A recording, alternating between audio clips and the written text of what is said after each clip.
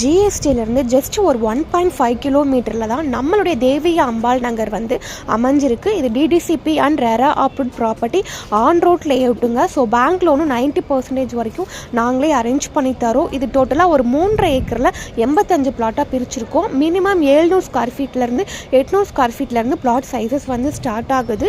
இங்கே ஒரு வீட்டு மனை 28 லட்ச ரூபாயிலேருந்தே ஸ்டார்ட் ஆகுது. ஒரு தனி வீடு 40 லட்ச ரூபா 45 லட்ச ரூபாய்க்கே கொடுத்துட்ருக்கோம். ஸோ ஜிஎஸ்டிலேருந்து ஜஸ்ட் ஒரு 1.5 கிலோமீட்டர் தாங்க லொக்கேட் ஆயிருக்கு.